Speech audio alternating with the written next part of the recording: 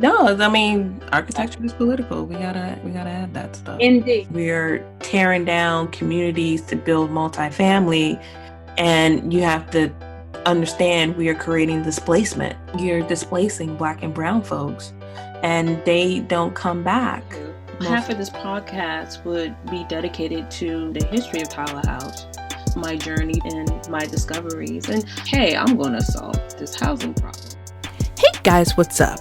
My name is Melissa Daniels. This is the Architecturalist Political Podcast where Black and brown folks talk about architecture. I hope you enjoyed this podcast and be part of my storytelling. Access to educational resources has been a tool of liberation for Black Americans from the antebellum period to the present. Education is essential for social equality, and Black Washingtonians recognize that for the American dream to apply to them, their children need a quality education. And model schools in the model city, race planning and education in the nation's capital, author Amber N. Wiley explains how D.C. school buildings became a physical realization of Black liberation, agency, and their right to exist as citizens of the United States. In this book, Wiley recounts the untold story of Black Washingtonians' educational ambitions as they were manifested in the schools themselves. This book got me thinking about my own education in the District of Columbia public school system. I'm a product of that education, and it never really dawned on me about the built environment until I started reading this book. I've mentioned several times, including this conversation, about my oldest sister. She went to Dunbar, class of 1987. I actually had to text her. I think in this interview I said 86. It's actually 87, so I subtracted a year. And even my memories of visiting her high school, her graduation, and living around where Dunbar is, not too far from Tyler House. Again, I love talking to Amber. Amber is such a beautiful person, both inside and out. And I know you may have heard me say that about other people, but when I say it, it's actually true, okay? It's actually factual, okay? And I'll link our first conversation about LaJoy Park and her involvement with Berry Farms. She mentions this in our conversation, how in writing this book and in our conversation a couple of years ago, how her being at George Washington, I think this is all from memory, George Washington, I think she went, and how an article or paper about this grew into a 400-page book. And even now, like, she is writing the next book and how that's coming along. This is an excellent read about the history of Black public education and a little bit of architecture as well. There are plans and photos and stuff, and we were able to share screen. So I encourage you to go on Architecture's Political Podcast's YouTube page, where I posted 1 or 2 clips of our conversation. Intro again is going to be short and sweet, and buy her book. She was actually here promoting her book at the DC History Center. It was part of their action class reads to promote her book, Model Schools in the Model City. Unfortunately, I was unable to attend, but there was a live stream, and I'm hoping that the live stream turns into a recorded thing that'll be on YouTube. So far, I haven't seen it, but I will post the link to it. Hopefully, again, that live stream turns into something that both of us can look at. So support her. At the end, she actually breaks down why the book costs what it costs. And so here you go.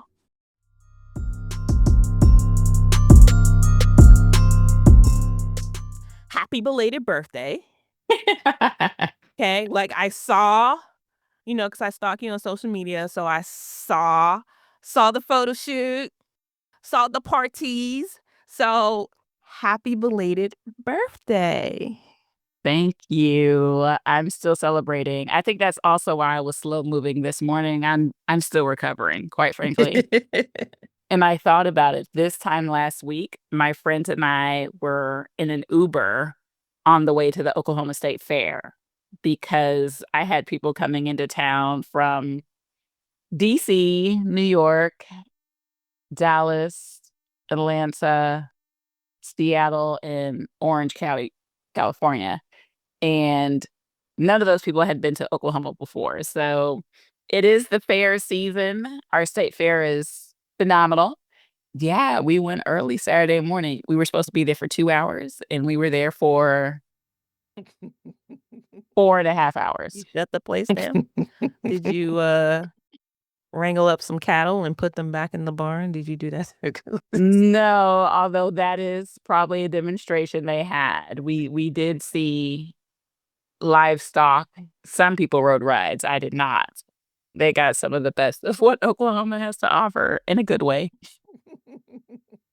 I remember there was one year I was like, I'm going to hit all the county fairs. And so I did. I hit Howard County, I hit Montgomery County, I hit PG County, because they were like all back to back to back. Like every weekend you had a fair. And I saw like the 4-H award for best livestock. Like it was just like, and I'm like, how do you judge a pig? How do you Yes. judge, like, what qualities does this pig have to make it the most beautiful pig ever? Like, unless I can slice it and say, this is the best bacon I had, like, how do you know?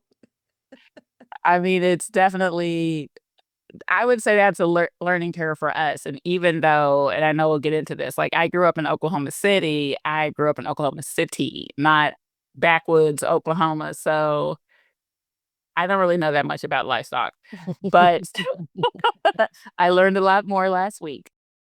Well, I am talking to you specifically about a book that you just published. You're doing this tour, and I am so grateful to have you on again.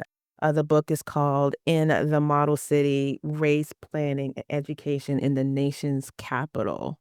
I'm happy to talk about this phenomenal book, basically about Black schools in DC. And you've been on the program before. It was during the pandemic, and I did a listen to our old conversation. And you preface this in the conversation. You're like, Melissa, I'm writing something, I'm creating something, and now it's here. So congratulations on your fruition, and like, I'm going to get this out. And you did a phenomenal job, and I can't wait to talk about it. Thank you. I mean, I think we can all agree that the last few years have been hard. In that conversation, I had submitted my book proposal to the press. It's the University of Pittsburgh Press in the fall of 2019. So that means fall of 2019, I'm serious about this. I've got a significant part of the book written, although I still had a significant part to rewrite and some other parts to actually write. But, the full draft wasn't quite there, but a good amount of it was. And then the pandemic hit, and we were all sitting in front of our computers 24/7, 365, and teaching online, had to switch. All my classes were virtual. I was tired of being online. Everything, all our like social activities from the different organizations I'm a part of, we were having Zoom meetings instead of in-person meetings. And then I'm supposed to be in my free time sitting in front of my computer again, reading pages and pages and reviewing and editing. Let's just say I hit a wall because I was like, I don't want to sit in front of my computer anymore. This is dumb. Like, I hate it. And so the timeline for this book definitely extended because even when I tried to put myself in the best environment, sitting out on the patio in my old place, listening to the birds chirping, I had my coffee, I had my music, I still was sitting there like, I don't want to look at the computer screen. Maybe I need to buy a typewriter. You know what I'm saying? Like, I don't know. I was like, I can't do this. it's a trying time. Like, it's a trying time. And the topic that you're talking about, it's going on. It's not. You're like, where's the silver lining in this? You're back home, and in me listening to the podcast, we talked about school. Like one of my main questions was like your schooling, like your upbringing, and your journey up until that point in time. I think you were at Rutgers at the time. Yes. And you mentioned your high school, and your high school, you were like the fourth round of students. Like, it was a new high school at the time that you went there. Yes. Was there any parallels when high school you and your experience, and you're reading and researching these schools in DC, past and some, technically present, right? Some of these schools still exist or has changed a little bit.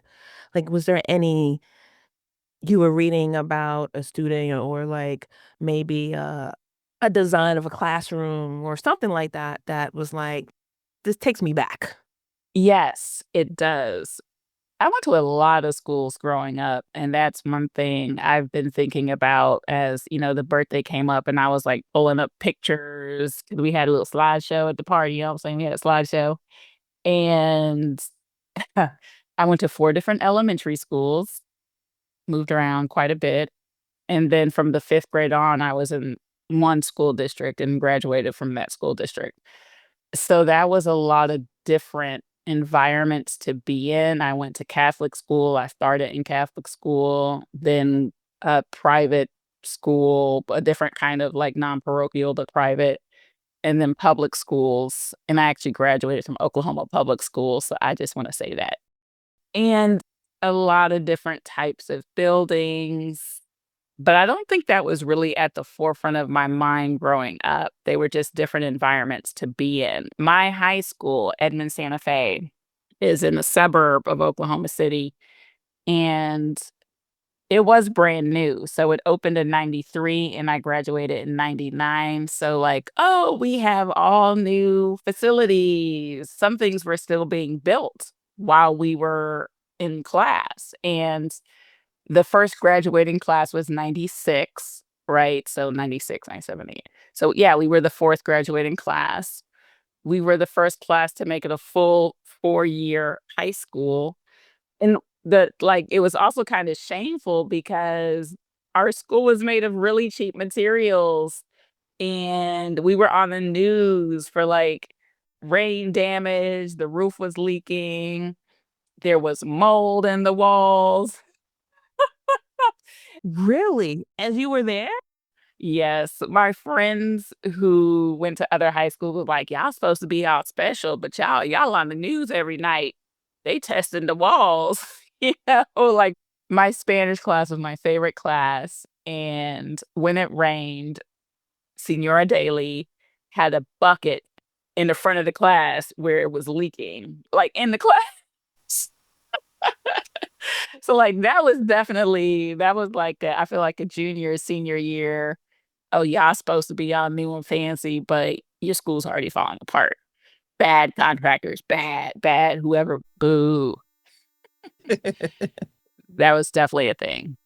I'll say the school, again, it was like shiny and new. I think this is a generalization, but a lot of our new builds are coming with problems that folks just do not foresee. And so you feel kind of special, but then you're also just irritated. Like, why?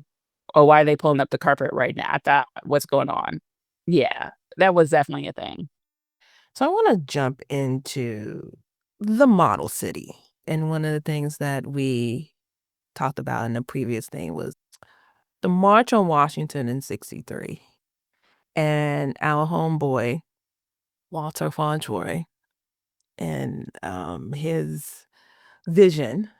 One of the things that I liked about your book is you had pictures. It's not all text, guys. She has some historical photos, and I'll have many, many photos, and I have many photos that didn't make it. I bet. Oh, I'm just going to share my screen so you can see what I'm looking at. It's this one right here. Mm-hmm. And it's the vision that he had and wanted for DC. And he understood that education and housing really builds the community. I want you to just give a brief history of the Model City program and how Walter was catalyst for Black architects, Black builders, Black people. All Black everything. So, yes, Walter Fauntroy is, he's still with us. He is a fascinating, phenomenal character as a person in the book, but also as a real life human being. He graduated from Dunbar High School. He grew up in the neighborhood that we now know as Shaw. And he's actually one of the reasons why we know the neighborhood as Shaw, because it was a lot of different described in a lot of different names previous to that. It was Mid City, it was U Street, it was, Georgia Avenue, a little bit to the north was Strivers Road, like that. It didn't really have a name in the way that we think of Shaw today. And a lot of it has to do with his advocating for this urban renewal project that came through in the late 60s. He was head of his congregation at New Bethel Baptist. So he also knew that in order to keep his flock, he had to make sure that they weren't displaced, because he saw in Georgetown when Black folks were displaced in the 30s and 40s that schools shut down and churches shut down. In Southwest, when Black folks were displaced, schools shut down and churches shut down. And obviously, businesses shut down as well. But he saw schools and churches as anchors of the community. And he was very concerned because the city, and I'll say the federal government, not the city, the federal government had already had plans to do urban renewal in his neighborhood. And he was like, oh, we're going to get displaced if we don't get ahead of it. Not just my congregation, but my neighbors, the folks who I grew up with, people who are still living in this area. And so we do need to get ahead of this urban renewal thing and take control of it. He got the idea of that from the time that he spent at Yale Divinity School. He was in New Haven. And the mayor of New Haven at the time, Richard Lee, had been playing around with urban renewal as well. And Fauntroy saw how that particular project, there were two different ones he was looking at, centered schools, the high school that would become known for the mayor who created Richard Lee High School, and Conte Community School. They were both part of an urban renewal effort that, in a sense, displaced Black folks, but ended up using these major school buildings as centers of the renewal project. And so Fauntroy was like, okay, we need better schools. Shaw Junior High School in particular had been known as Shameful Shaw for years now. We're talking about the 60s. And so he says, how can I leverage urban renewal in my neighborhood and have schools at the center, but not displace residents, and add in housing as well, affordable housing, to make sure that my congregates, my neighbors, the folks who I talk to every day are not displaced. Because the federal government, the housing authorities, are going to come in here and do something. We need to get ahead of it. And we can use this model with the school as the center of it instead of a civic center or a stadium or an arena or a shopping mall. He was looking at a community asset for the people. And he was plugged in to the Southern Christian Leadership Conference. He was Martin Luther King's DC, on the ground man for SCLC activities in the city in Washington. And so, yeah, he called upon Martin Luther King, who by the early 60s had shifted his approach to civil rights to not just look at legislation, because we have all this legislation coming through in the 50s, school, quote unquote, desegregation, so on and so forth. A lot of the battles he had to fight in the South were being won in a legislative arena. And he was shifting his focus to the North, to the places where Black folks had migrated to in the Great Migration. So, like, he was looking at Chicago and housing issues in Chicago, why we were all set up, like sardines in the Black Belt, and thinking about how to expand housing and create fair housing in northern cities where Black folks were suffering too. And so, because King was already on this new trajectory and Fontroy was thinking about how to do it, they talked a lot with Kennedy, John F. Kennedy, and later Lyndon B. Johnson about how to combine housing initiatives with community revitalization through urban renewal. And Fontroy's particular piece was having the school at the center because he saw that in New Haven. And so that's where these ideas become bubbling up. And you know what? Especially with Shaw and how it was originally a hand-me-down school, right? They used to just, okay, you need a school over there. And it was like I don't know why I was surprised when I read that. And then later on too, the history of Alice Deal, and we'll talk about that later, but history of Alice Deal, I was like, what? But the title of your book is the Model City comes from Lyndon B. Johnson and the Model School program. Why'd you pick that as a title? And I struggle with that too. I had written a book chapter earlier that was in an edited volume called Designing Schools. And that book chapter was specifically about Shaw Junior High. And a lot of the language and the archival material that I found talked about Shaw Junior High as being a model school building, that it would be a model for the city, for the nation. And the funding for the construction of that project was a result of the model city's legislation. So a model school, model schools in the model city. When people think about the model city, they often do automatically, and when I say people, I'm thinking architectural historians, urbanists, so on and so forth. They do automatically think about New Haven because New Haven really was the testing ground for a lot of the stuff that gets put into the legislature. And I was concerned that if I had model schools in the model city, people would think that I was talking about New Haven. But I wanted to use that language related to DC because even when I went and looked back to the early 1900s and the 1800s and the 1860s, especially after the Civil War, when the city was still kind of destitute, various mayors, back when we had mayors, various mayors wanted to have Washington, D.C. be the model city for the rest of the country.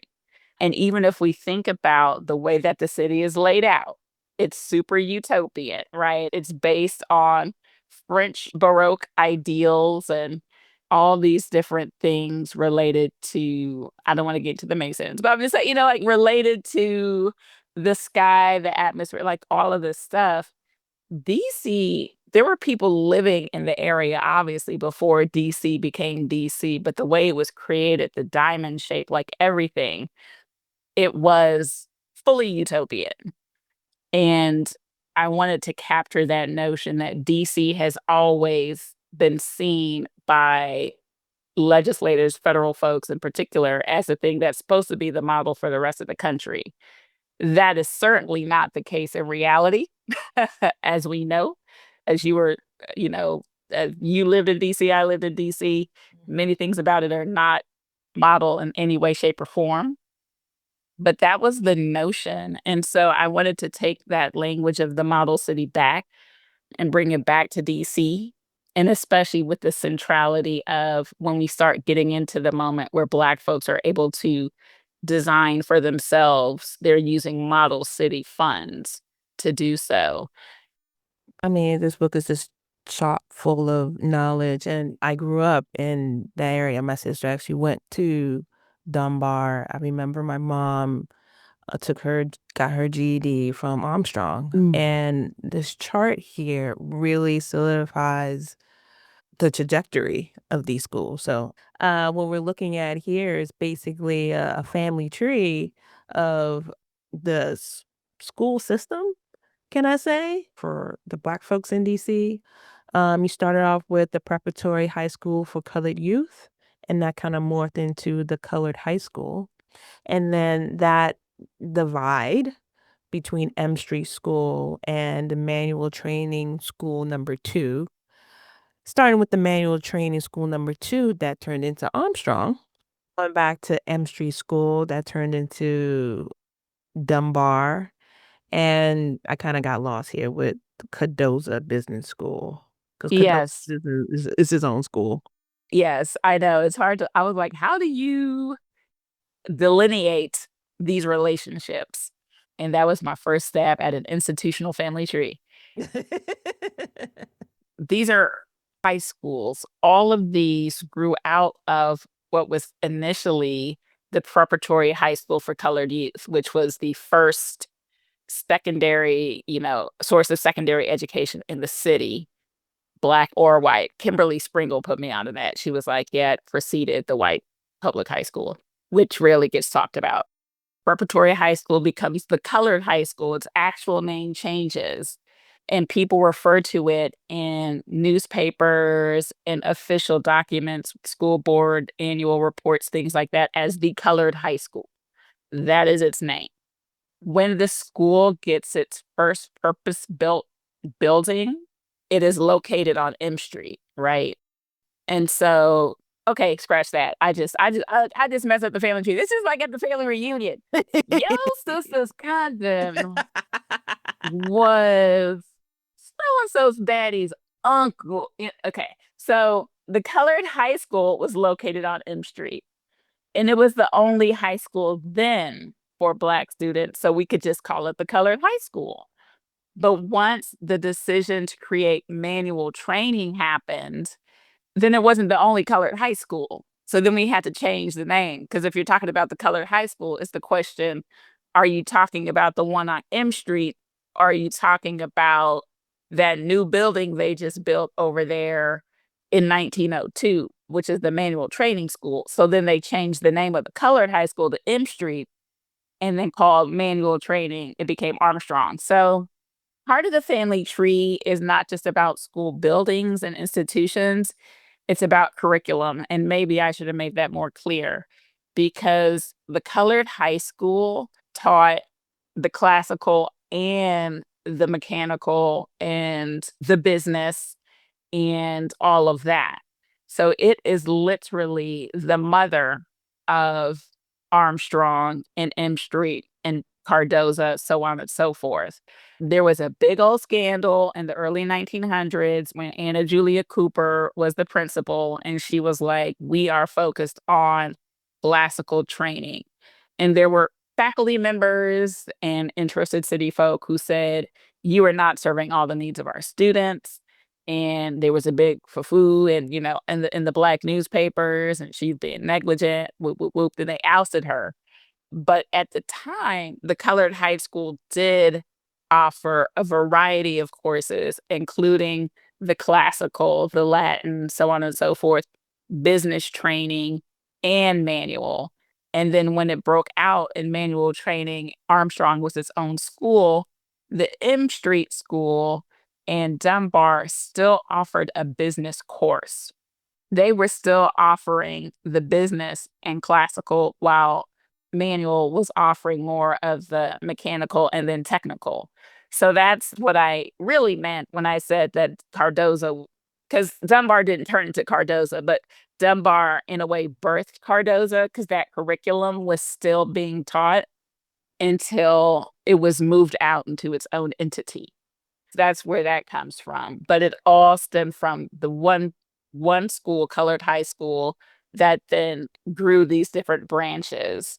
It was like where were the classes being taught? And where did the curriculum go in relationship? But it all was initially being taught at the colored high school. Got it. Another thing I want to talk about is I'm going to get into architecture and brutalism. I think, when you first open your book, you have a photo of the people by the people. Mr. Perkins, Miss Platter, Mr. Goodlow? Yes. It's a photograph that was in the yearbook, Paul Laurence Dunbar High School yearbook from 1955. And I didn't know Mr. Perkins or Mr. Goodlow, but I did know Helen N. Plater. She was my grandmother's sister. Oh. So my grandma's maiden name was Plater. And this was my Aunt Helen. We call her Aunt Helen. She was my great Aunt Helen, but I knew her as Aunt Helen. And she was a social studies teacher at Dunbar in the 40s and 50s. I actually found that image. I don't remember if I was doing my ancestral research or my professional research, which definitely is combined and overlaps. And I was like, oh my God, Aunt Helen. Oh yeah, she's about to be. I was literally like, she's about to be the first image in my book. Yeah, just so you know where we're coming from. And she, loved on me with a whole bunch. She basically encouraged my nerdiness as a child. Yeah, she passed when I was in high school. And my grandma had a lot of sisters, but she was one of the earliest, biggest influences. And I thought there was so much serendipity in that she was a social studies teacher at Dunbar. I mean, I had never seen this photograph before until like 2020 or 2021 while I was still doing research. And that the caption was of the people, by the people, because they're talking about constitutional law. And also, this was the year after Brown versus Board. And it's funny because if you flip through that yearbook, everyone's still Black. So, everybody at Dunbar is still Black. I just thought there were so many ironies related to that. So I wanted to bring the reader into my mind as like, I'm thinking about Dunbar. I don't really know much about it. I just know my auntie taught there. My other auntie went to school there, and let me go check it out. And then that's when we get to the brutalism. Yes. And, the whole book is sprinkled with or just surrounding. I feel like Dunbar was the catalyst for everything, right? Like even in your hierarchical organization chart, Dunbar, or even that area, because Dunbar and Armstrong are next door to each other. Like that whole area just became like the center for educational Blackness in DC. So going back to Dunbar, I remember Dunbar in its brutalist stage. My sister was the class of 86. I remember going to those schools. I remember walking those ramps. I was like, there's a lot of ramps in this building. Let me just go up these ramps. I remember it being dark. And there's a photo of my sister. I haven't been over my mom's house in a while, but there's a photo of my sister in the school. Like, is that a locker? Or other photos of them. It was the 80s. So, them poses and the spray painted car background and the hips on the side and the little derriere exposed. So, yeah, I remember that building. And even when it got torn down and the new building was built, they had an open house or like an architectural tour or something. And I dragged her with me. And I was like, well, how do you feel about this? She's like, it's back to where it was supposed to be. It was supposed to be here, not where I went to school. I was very happy when they tore that building down. And she really liked, like, they had the little alumni section. I don't know if you actually took a tour of that building or not. Yes. They Mhm. have a little alumni section. And I don't know how active she is. At the time, she was active when that building was open. I don't know how active she is with it now, but it's a twofold thing with me. One, the educational concept of open plans, even in Everybody Hates Them. Even you mentioned in your book that they did not like that concept at all. They actually fought against that. But it was the design at the time, right? How do you feel about the selectiveness of, and even brutalism, this French, and they want to move it towards the French meaning of it. And I was listening to the other podcast, 99% Invisible, and they talked about brutalism and how there's like Boston City Hall, for example. I went to school in Boston, and one of my architectural studios, we had to design a restaurant on top of that brutalist building, and we had to build a model of it. And and I was like, "Why did they add all these fins?" I'm, like, cutting cardboard, and I'm like, "What goddamn building? Why couldn't it just be a square?" Like, this all these, like Listen, yes, I hear you. So funny. Yeah, so my friends will tell you, and you're one of my friends, but my folks who went to school with me undergrad will say that I always defended the architecture school at Yale because they would I make forgot. Yes, you did, went to Yale, and you saw another brutalist I building. lived in that building, basically. Yes, I forgot, yes. It's one of those defense mechanisms where your friends are like, "Why your class is in the ugliest building on campus? Why is the architecture building the ugliest building on campus?" And then I would have to say, "Well, actually, what Paul Rudolph was trying to do, X, Y, and Z, A, B, C, D." And if, it were back in its original state of when it was first opened, you would really appreciate X, Y, Z, and A, B, C, D. But in reality, the elevators were real flaky. Real flaky. You didn't wanna get caught in this one or that one on any particular day. Yeah, sound carryover sucked. There were some gorgeous features. It has been fully revamped now, and when I go visit, it's always a thing where you're like, "Oh, why wasn't it like this when I was there?" I was there before they did any of this nice stuff. I grew an appreciation because I feel like our faculty members and our dean at the time, Robert Stern, wanted us to grow an appreciation for Paul Rudolph's contributions to modern architecture. And so we had to play the school building up, like all of this stuff. So, like, part of that is in my DNA at this point. That didn't mean I loved the building, but I appreciate it. And that's an architecture issue. Do you love the intention of the design if it doesn't come through? You know what I'm saying? Like, what do you value? This is what the architect was trying to do. Okay, is that good enough? Is that good enough? Like, I get it. They had big ideas. But when they were executed, it didn't work the way they thought it would. So that in my mind, that is a fallacy, or it's not, it's like it is a mark on the architect for not thinking about how young people would actually react in these spaces, or how they tried to think about acoustics. They had carpet everywhere. And I'm talking about the Paul Rudolph building as well as Dunbar. There were certain things that they tried to do.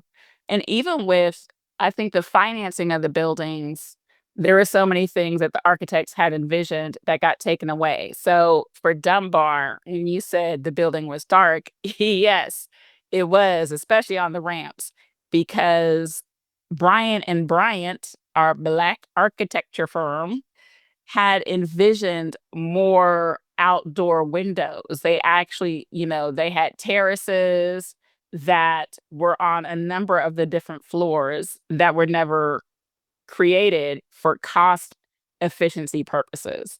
So there was less light coming into the building than what the architects had originally designed for. Additionally, at Dunbar, once sound carryover became a major issue, and we'll just say it was a major issue since day one when the school opened, people were putting in walls where walls had not been before. And that also blocked the light, right? And so you're not getting the full experience of what the architects had designed for. The light coming in through the terraces, the light coming in from the outside and penetrating into the interior of the building. The two of my favorite spots in that old 1970s Dunbar building, and I do actually have favorite spots in there.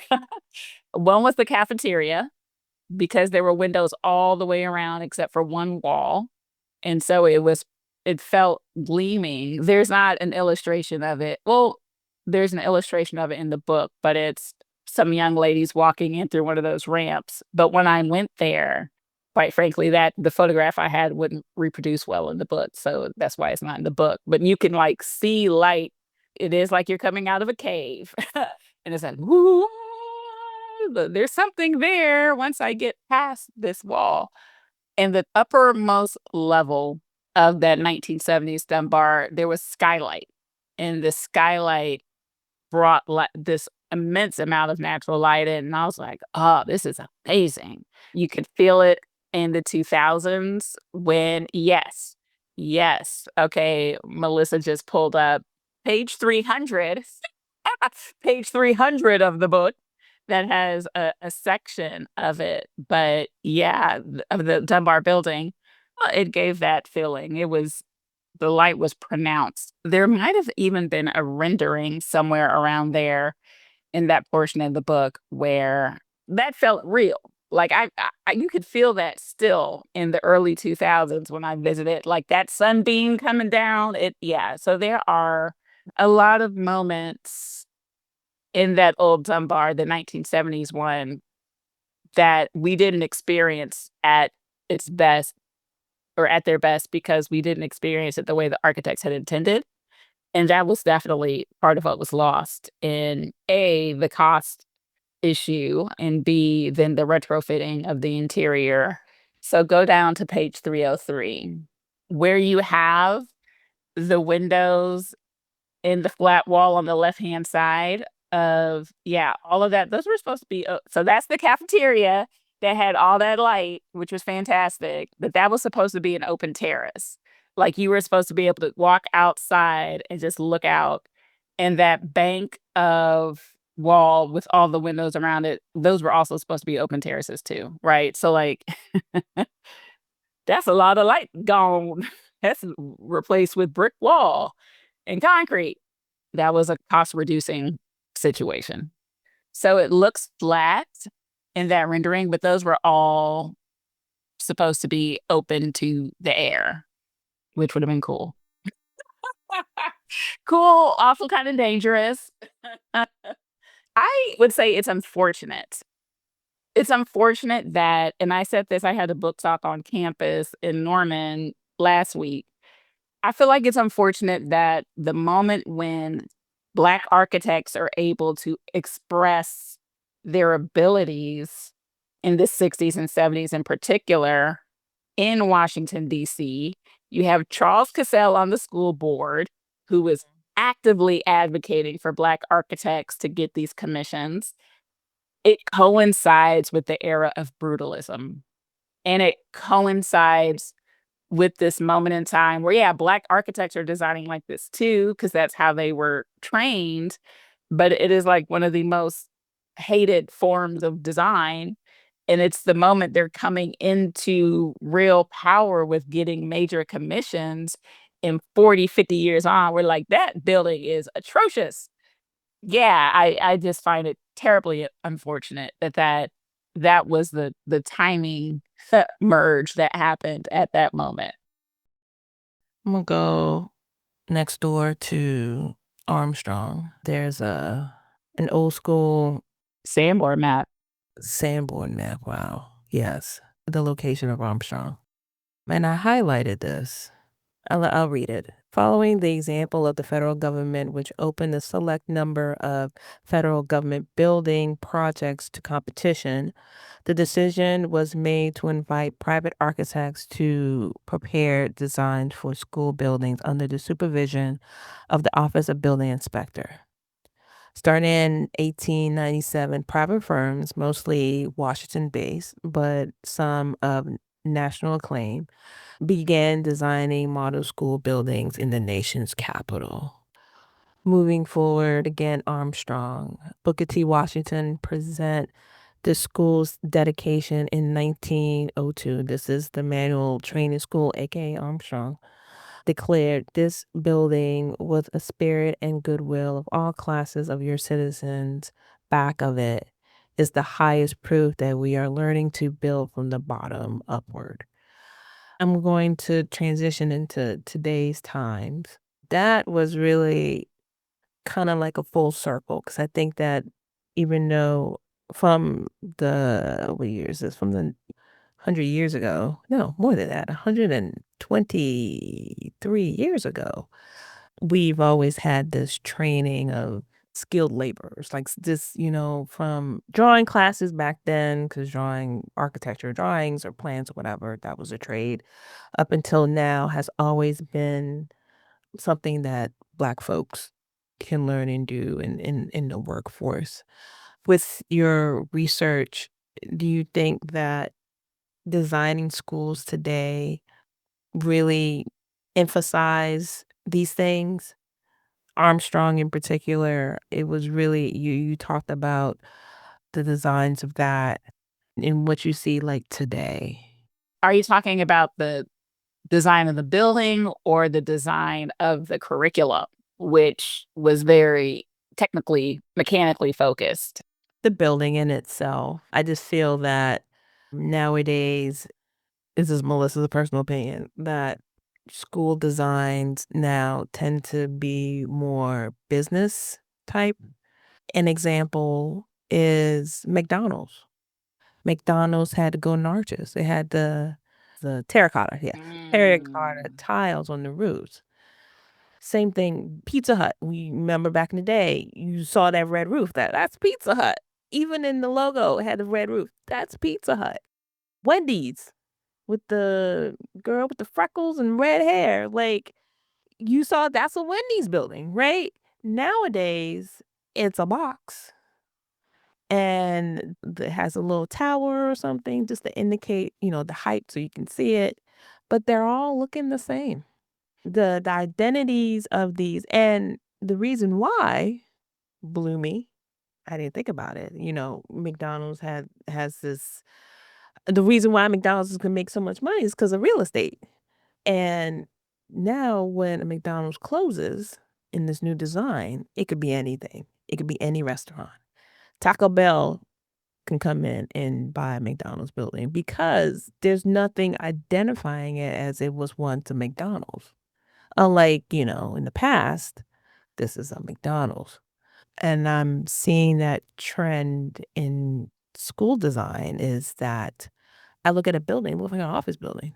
Even though the interior, it's brick, not brick, but it's CMU walls, or like there's hardscapes that make it say like, hey, this is a school, but you can always get a building. I just feel that Armstrong, even though, and this is again going back to brutalism versus prior to that, institutions looks like institutions. And then with this brutalist movement, it was part of an institution. That's why I mentioned City Hall in Boston, because it's an institution. Now I just feel like this new trend looks like can be part of an office complex. So I've been nodding vigorously throughout this interview, which I realize also can't be caught in sound, but I was nodding vigorously through what you were just saying and some other points you had raised. You actually just blew my mind, because I had never thought about that once you sell a McDonald's building in its current mainstream form, it could be something else, because that is true. I've seen it happen when chains die. There's a Church's Chicken down the street from me that still looks like a Church's Chicken. Like it's abandoned, it's empty, but I'm like, yeah, that was the Church's Chicken right there. Like when you would see an old Taco Bell, exactly. You're like, yeah, that was an old Taco Bell. Yeah, you can't you can throw something else in there, but it just feels like, I know that used to be a Church's Chicken, even though it's now a Mexican food spot. Like, Right, right. aha, you can't trick me. I know that was Can't Church's. trick me. Still smell like Churches. R.I.P. to Churches though. Okay. Um, so yeah, I totally get what you're saying. And now that I've been back home for 10 months, I think it's been, I've been discovering new things, a new school. Well, it's new to me. I don't think it's new to anybody else anymore. I don't know how long the school's been around. It has the same name as my high school, except they're called Santa Fe South. And I went to Edmond Santa Fe, which was in the north, and they're not even related. I think it's like a charter school or something. But anyways, I didn't know where it was located until earlier this week. when I was trying to avoid traffic and then pull off the highway and was using some back roads. And I was like, oh, Crossroads Mall has closed. And then I was like, that's where Santa Fe South is. It's within this old shopping complex. And I was like, oh, wow, no idea. I had no idea. And so, yeah, the school isn't, and I've definitely seen that with a lot of charter schools in particular, where they're in former commercial buildings, former strip malls, things like that. And that's, not necessarily on the East Coast because y'all don't have that many strip malls in DC, but out in other places, yes. And that was striking to me. I think that goes into a lot of what you were saying related to the corporatization of school design. These early buildings that are mentioned in the book are drawing on classical models, right? The Armstrong Manual Training High School that we know, which has existed for over, 123 years, which is remarkable. That architect was a white man, Waddy Wood. He did a lot of buildings around DC, a lot of institutional and residential buildings. He's a École des Beaux-Arts, classically trained. And it does say institution in a good way, because there are things that say institution in a bad way. And even though it has these classical elements, which makes us feel there's so many characteristics. I'm like, it's distinguished. It feels old even when it's new because it's looking back at Greek and Roman precedent. He did a lot in terms of technical additions that to the design that aided in the purpose of the building. So he also had this clear story on the very top. If you go to page 121, you see the top, you see 2 stories, a lot of school classrooms. On the top, there's windows all the way around. I just love these rooms with the windows all the way around. That's natural light because he's trying to bring in light to the drawing classes. So if you go to the very next page, you see the interior, go one up, that one, where he has the skylights on that top level and then that whole row of windows. You can see that row of windows right there in the background, like natural light. So a lot of natural light coming in. And he also has a whole bunch of electric light on the interior because that up there is where the drawing classes are going to be. So we're going to make the most of all this natural light up top. And it's like these are the technical interventions that he makes, even though the facade is like classical and distinguished and heavy columns and pilasters and things like that. So I love that. When you flip through the rest of those pages, he's got the super technical stuff like the welding. Yeah, he's doing his best. And I think that's one of the things that I appreciated about these designs, even for Black schools at the time, is that they did have highly trained architects designing as best they could, given the fact that oftentimes the Black high schools in elementary schools and junior highs were sited on smaller lots than their white counterparts, that they were given less money. The city spent less per square foot on Black schools than they did for the white schools. But they were still, for the Black students, they were still highly developed. One of the other things about, say, an Armstrong Manual Training High School is the quote that you had earlier about how they were selecting architects from private firms. When the city decided to do that, and I keep saying the city because that's all funky all throughout that time period. It's basically started 1800 and I go to 1970s, which the city means different things at different times. But when the school board was selecting architects from private practice, oftentimes they were using the membership of the Washington chapter of AIA as their roster. And obviously, Waddy Wood was a member of that. The Washington chapter of AIA didn't have a Black member till the 1930s. Okay. So again, Black architects weren't getting these commissions because the places where the school board was looking were these exclusive professional organizations that did not include them. And now you can't even get a list. There's a directory, yeah, of course. But if you wanted to have a Black architect design anything, that it's very hard to distinguish that. Although, now it's like Joint ventures and yeah. that Charles Cassell on the school board, he created the list. He was like, oh, you're saying you can't find them? Here's a list of all the Black architects in the city who have been practicing, who are, registered, who are highly trained. Don't tell me you can't find them, because I got a whole list right here. Okay. Fast track them to your considerations of private firms. Mm-hmm. Yeah.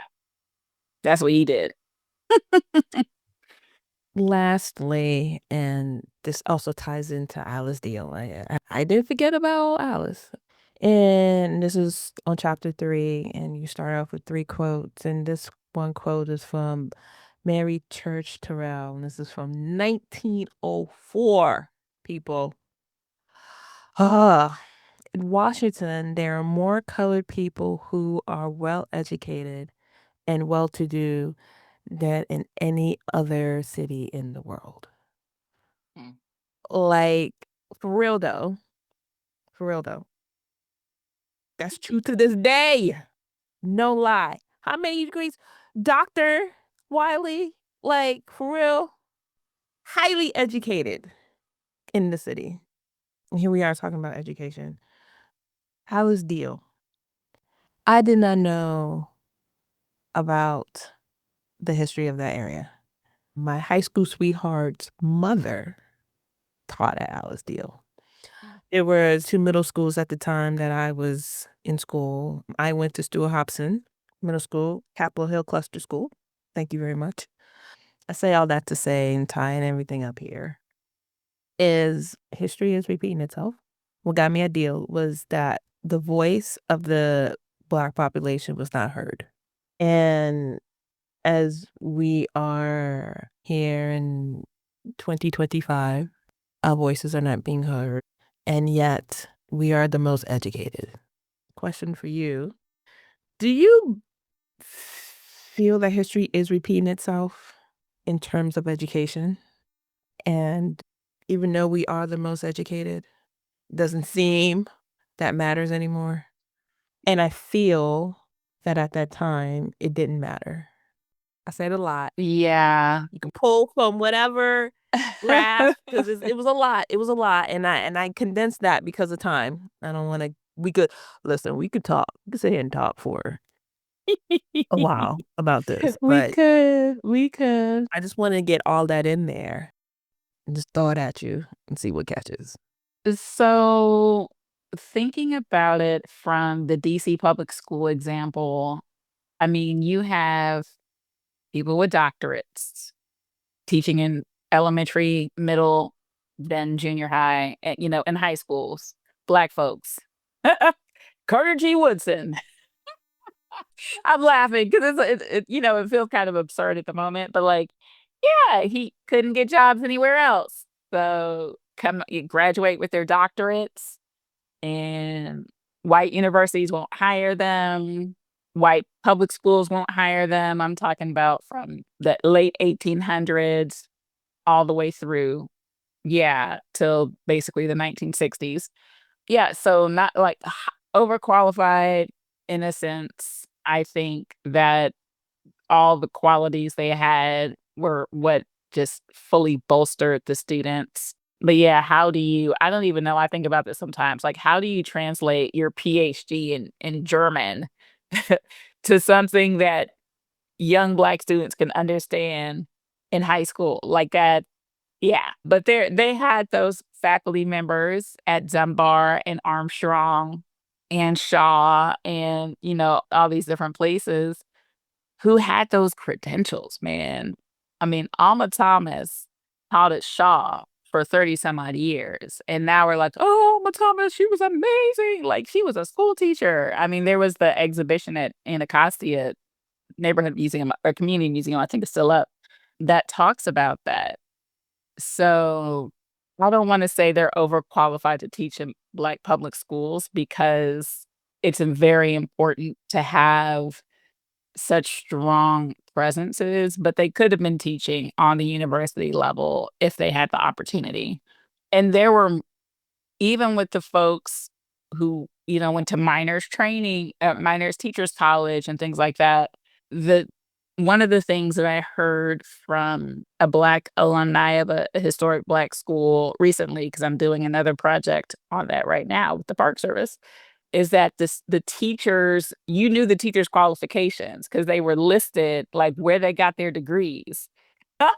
In the yearbook, they were listed, BA Wow. from such and such place, master's from this place. Their degrees were listed. And often, I think Allison Stewart in her book on Dunbar talks about how much more educated the Black teachers were than their white counterparts in the public school system in DC. Like they were, yes.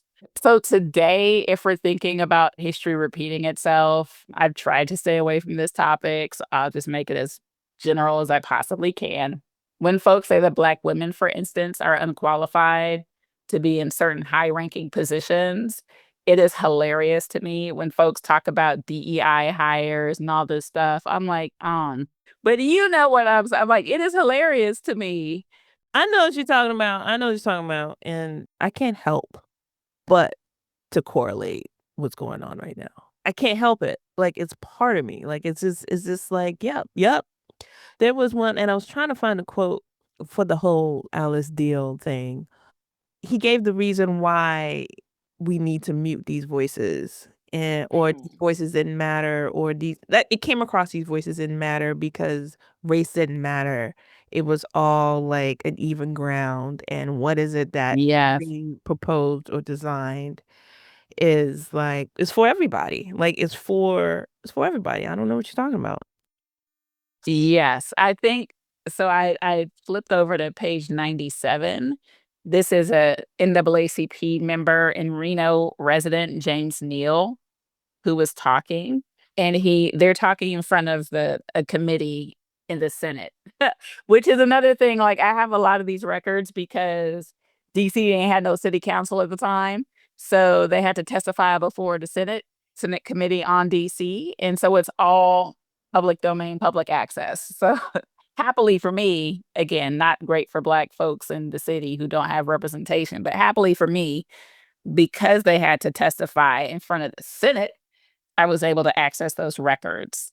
And so James Neal was an NAACP member. He lived in Reno. He says, I am speaking of this purely from a race standpoint. And I want you gentlemen to know that I speak from the standpoint of a Negro. And this is whether or not they were going to build a new white school, junior high, Alice Steele Junior High, and what became Woodrow Wilson High School, which is now known as Jackson Reed, in this area where Black folks had lived. The plans had been in the making for like 2 decades, but it was the white real estate lobby, the congressmen were in cahoots, all of this different stuff. And the reason why they said they needed to create these schools there was because there are new white suburbs that are being developed, aka Chevy Chase, and all those places. And the Black neighborhood was unsightly. And so NAACP member James Neal says, I'm speaking of this purely from a race standpoint, and I want you gentlemen to know that I speak from the standpoint of a Negro. It has narrowed itself down to that. Every white gentleman who has spoken here this afternoon has spoken from the white man's standpoint. They have gone on to say this is an unsightly place, that is a blight upon the district. Why is it a blight? Simply because Negroes occupy it. They want a white settlement here. I think Neal, he's really saying, y'all are acting like this is a consensus. Like everybody in this room agrees with what you were saying. But the only people who have actually spoken on this issue have been white men. And so y'all are trying to act like we all understand this to be the case when we all don't, actually. And so a lot of that language that was used leading up to this in the chapter and some a little bit later talks about this notion that I don't know, this all-knowing voice, this omniscient voice of we understand this to be a blighted neighborhood is not actually a neutral voice. It is a voice that's coming from a white perspective. And that if you were actually listen to what Black folks had to say, you would understand that we don't all actually agree that that is the case. And so I don't know if that was exactly the quote you were looking for, but it starts to get into that. It gets real funky in that chapter when folks are talking about real estate and where to put school buildings and what we understand about this neighborhood. We understand this neighborhood to be XYZ. And it's like, who is we? Do we? Right. Yeah, I think that's part of it there. That's just we We. enlightened citizens of Washington, D.C. who have real estate interests in this area understand that and you all too understand this is blighted, right? We understand that, right? No, we don't. We have not come to an understanding. Great book. Thank you for writing it. And you're doing a book tour that I stalk you. So coming up, you'll be here in DC on October 23rd. Indeed. At the DC History Center, Thursday at 6 p.m. So if you're in the area, in DC area, please attend and get your book signed. And yeah, so any last thoughts? Any other tours? I just that one I just got, but Yeah. I mean, even though this may come out after these happen, I'll just say that I'll be at the Asala book signing and the Asala conference in Atlanta next week. And then in October, before my DC trip, I'll be in Tulsa. And this is sad because I only just discovered. So it'll be October 10th. I'll be in Tulsa at the only Black-owned bookstore in the historic Greenwood neighborhood. 2 days ago was the 5th anniversary of that bookstore opening, and they announced that they would be closing in the near future. So, uh huh, uh huh. So I'm like, ooh, but I got in there, right, y'all? We're still on for the 10th. And can I be one of your last events if that's the case? Which also answers a few questions in my mind about setting that event up. But yeah, so I still want to give those two event shout outs, even though they might be past tense by the time this podcast comes out. But the Asala conference, they have an author's book signing next Friday, and then Tulsa, Greenwood, and it's Fulton Street Books is the name of the bookstore. But I think they shocked a whole bunch of us on Thursday when they were like, happy 5-year anniversary, and we're closing. that's heartbreaking. It is. The owner put out a public statement. She came to Tulsa through Teach for America over a decade ago. So she's not an Oklahoma native, but she had made Oklahoma her home. And she just said that life in Oklahoma at this point was not beneficial to her, and specifically to that enterprise as a business. So she's trying to figure out her next steps. And I was like, Lord, but at least let me get in there. What do you do? So I want to thank was it publicist? Was it part of your? Yes, Leslie Raines. That's part of her media publicity is part of her job at the University of Pittsburgh Press. So Yeah, thank you. I was like, I can't afford your books. I did not want to ask you for a hookup because I just didn't think that was right. So I'm glad that she reached out, and I was like, can I get a copy of your book so I can read it so I can have something to talk about? Look, before we get off, I do want to address that. I absolutely, because a lot of my friends and family are saying the same thing. In fact, when I give book talks, I created an infographic about the book. Really? I created an infographic so people would understand why it costs what it costs. Besides the fact that it's hardcover, 456 pages. That includes blank pages. So I'm like, from cover to cover, right? 456 pages. There are 139 images. And that there alone is one of the reasons why it costs $75. And trust me when I say I had more images I wanted to put in there, and they were like, stop it. Stop. So this is copyright that you're paying for, right? It's not just copyright, it is what is the quality of the page. You know what I'm saying? When you have these illustrations on it, are you gonna have cardstock? Are you gonna have, you know how they have the different weights and Yeah, different right, finishes? right. So what is the quality of the page? None of those illustrations are in color, and trust me, I tried to slide some color in there. It probably would have been like $90 if they had let me do that.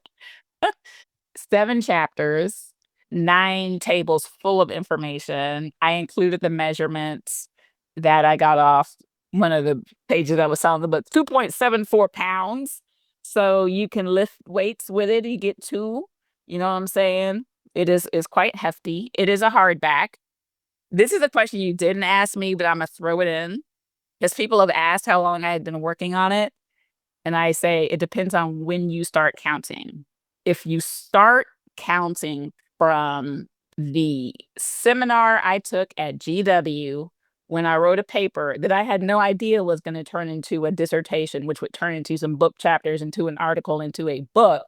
But if we start from the very first time I set out with this research question, that's 19 years. Wow. That's 19 years that Dunbar, Shaw, Woodson, Armstrong, and all the other schools had been in my mind. That was 2006. I took this seminar with Suleiman Asanin at GW, and I wrote a paper. It was like a 20-page paper.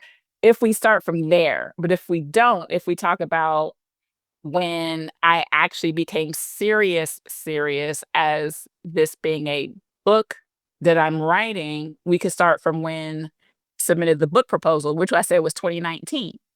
You know, I was like, okay, I'm really doing it now. If we talk about the time where I was actually actively writing the book, considering the fact that I had all those struggles during the pandemic where I was like, my eyeballs hurt, I can't look at the screen anymore. You know, that might be 5 years. If we're talking about the various articles and or book chapters I wrote that led up to this, the time that I was working on my dissertation, that would be a 4-year time period. If, you know, the Dunbar High School article, that was more like 3. You know, so all of those things went into the production of this book. And so I like to say, you know, divide that by 75, or divide think about the years of my life and, you know, the number of pages. Like, I know it sounds ridiculous, but I'm also like, and that's why it's $75. But yeah, I'm glad it's done. So what's next for you? I am working on a project for the Park Service and Asala. It's I'm the PI of a grant that is looking at the history of Black public high schools prior. It's between 1870 and 1970. There's a high school in St. Louis, Sumner High School. Sumner was a very popular Black school name that is looking at NHL, National Historic Landmark status. And they approached the Park Service numerous times, and the Park Service said, we don't have a historic context for that. And so I'm actually doing preliminary research in a recommendation report about how to think about Black public high schools, historic Black public high schools, in relationship to the National Historic Landmark Program, so that we could actually start getting them nominated as National Historic Landmarks. The Sumner School in Washington, D.C., for example, had approached the National Park Service many times about landmark designation with the same result. Like, we don't have enough information. We don't have enough of a historic context. And so hopefully this research will be able to be applied to the preservation process for some of these, getting some of these schools designated as landmarks. So that's the applied version of this research. I also have I have another publication coming out this spring. It's not about architecture, it's about pedagogy and exhibition production, because when I was at Rutgers, I had students basically research and create an exhibition on Black women artists that were in the art museum at Rutgers at the time. And they created all the content for this exhibition, the themes, the descriptions of each piece. They corrected information that was incorrect in the archives related many of these Black women artists.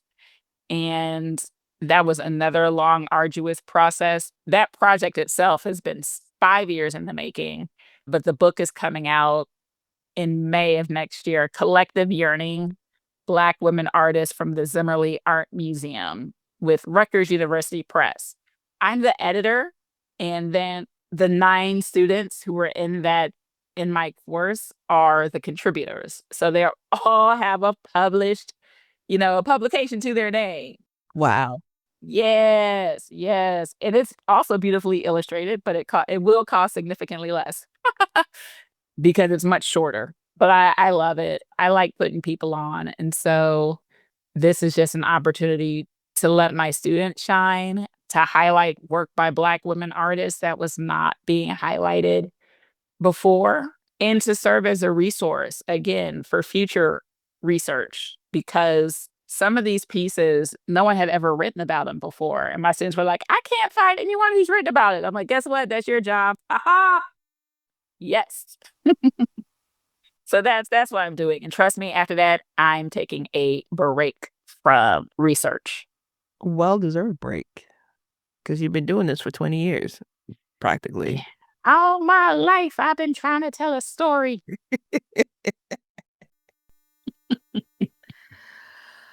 Thank you so much for coming on. Thank you. It's a pleasure. And thank you for sharing that infographic, because I don't know.